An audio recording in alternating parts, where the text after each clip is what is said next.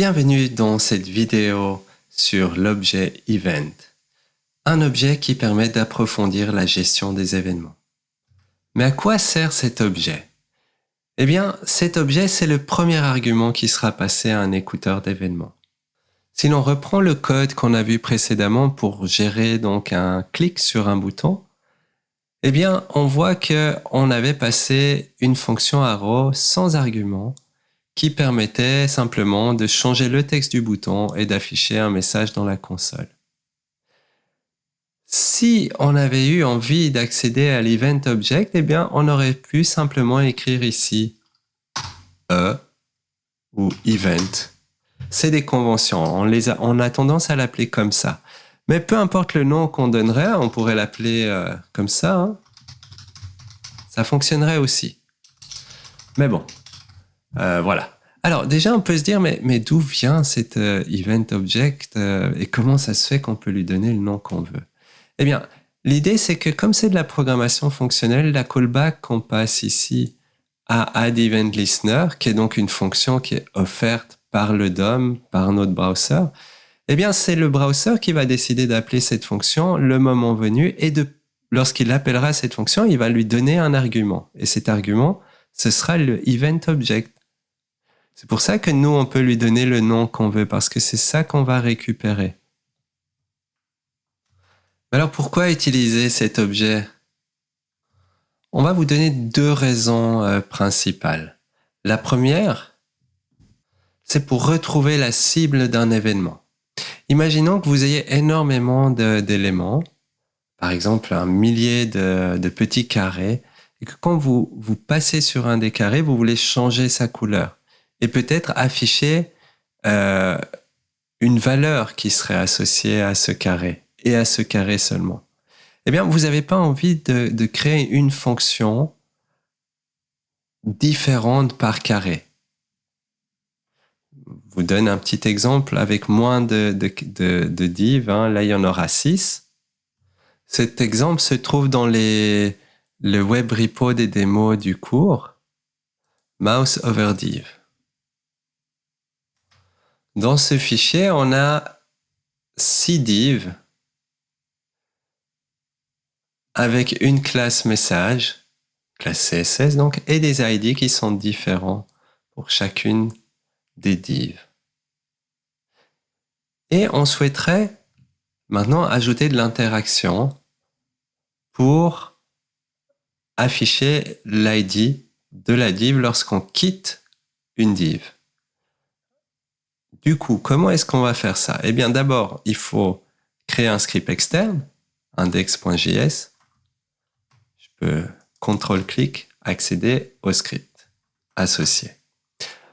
Et comment j'accède du coup à ces éléments? Eh bien, à l'aide de Query Selector All, en indiquant ici donne-moi tous les éléments dans la classe vos messages, le point, si vous vous souvenez, hein, c'est le sélecteur CSS pour accéder aux classes. Je récupère ici du coup un tableau avec toutes les divs. Je peux parcourir chacun des éléments du tableau à l'aide d'un for each ou d'une boucle for classique, hein, comme vous voulez. Sur chacun des divs que j'ai récupérés, je vais attacher un écouteur d'événements, mouse over, ça c'est quand je passe sur la div, je vais changer le texte et mettre Hello World. Et quand je vais quitter une div, là aussi je vais ajouter un écouteur d'événements de type mouse out et je vais utiliser l'Event Object. Alors comment utiliser l'Event Object? Eh bien, l'Event Object va me donner accès à l'aide de e.target à la cible de l'événement.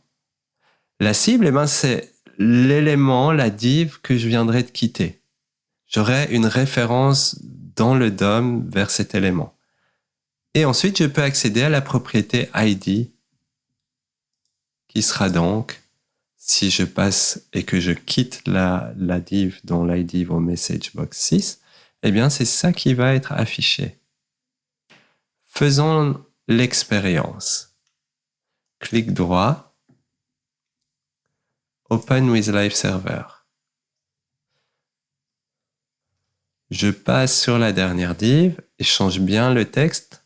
Je quitte et on voit qu'il affiche l'ID de la div 6. Ça a l'air bien correct. Je vais toucher la 4e. Hello World, je quitte. Il affiche bien MessageBox 4. Si on reprend le code JavaScript associé, on voit que c'est quand même assez puissant. Imaginez que vous ayez 1000 divs ou 10 000, peu importe. Vous pouvez ajouter une seule fonction, la même ici, et grâce à l'Event Object, avoir un traitement qui va être associé aux propriétés de l'élément HTML que vous ciblez. Et ça, c'est très puissant. Imaginez si vous deviez créer 1000 fonctions avec à chaque fois ID, MessageBox 1, MessageBox 2 et lier tout ça à la main, c'est vraiment pénible. Voilà. Une autre grande utilité de l'Event Object, c'est de pouvoir stopper les actions par défaut qui peuvent se produire suite au contact avec un élément HTML. Je vous donne quelques exemples. Un formulaire.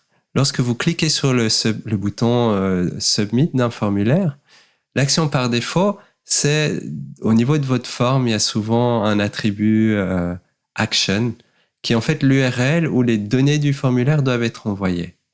Une fois que le browser envoie les données au serveur, il va faire un refresh, il va récupérer les données qui sont la page associée à ce qui correspond à la valeur de l'attribut action. Et donc, vous allez avoir un refresh de votre front-end, de votre page web. Ce qui, dans les single page applications, n'est pas voulu. On ne veut pas avoir de refresh. Et donc, on apprendra à stopper cette action par défaut. D'autres actions par défaut, un clic droit, par exemple, sur la page web, par défaut, vous allez afficher un menu déroulant. Eh bien, parfois, vous voudriez afficher autre chose ou afficher rien du tout. Voici un petit morceau de code pour illustrer l'utilisation du Event Object. Un formulaire. On voit que ce formulaire, il est un peu plus compliqué. On verra Bootstrap plus tard pour avoir un bel affichage. On va ouvrir avec Live Server. Et on voit que quand je clique sur Submit, l'action par défaut, il y a un refresh. Vous voyez, si vous ne voyez pas le refresh, une autre façon de s'en rendre compte, c'est d'aller ici dans Network. Et quand on clique sur Submit, on voit que chaque fois, il y a un refresh des différents fichiers ici. Pour stopper ce comportement par défaut, on peut ici changer le comportement de la fonction submit en mettant ici c'est l'event object, et en mettant prevent default pour stopper l'action par défaut, stopper ce chargement. Et donc, normalement, on ne devrait plus avoir de chargement indu maintenant.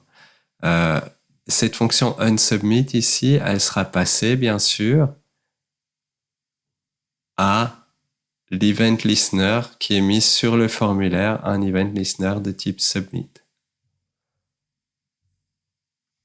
L'intérêt de l'event submit sur un formulaire, c'est que on peut soit cliquer sur le bouton de type submit, soit sur enter, et d'office on appellera cette callback ici. Pour rappel, il n'y a pas de parenthèse, c'est la définition d'une fonction qu'on met, cette fonction-là. E.preventDefault va stopper le chargement du formulaire. Regardons si c'est le cas. Voilà, on a toujours la même page qu'avant. Je clique sur Submit et vous voyez, là, il y a quelque chose qui s'est fait à l'aide du JavaScript.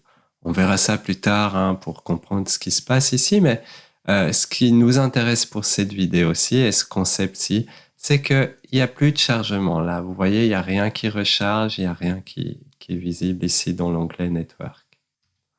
Juste pour terminer, donc l'événement de type Submit va être soulevé sur le formulaire. Ici, on récupère via le nom du tag form. Si on veut voir l'HTML associé, bien, on a bien un form ici.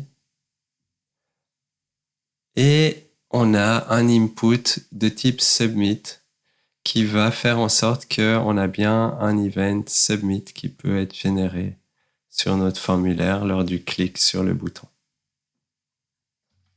Voilà, ce sera tout pour cette vidéo sur l'objet event. À bientôt!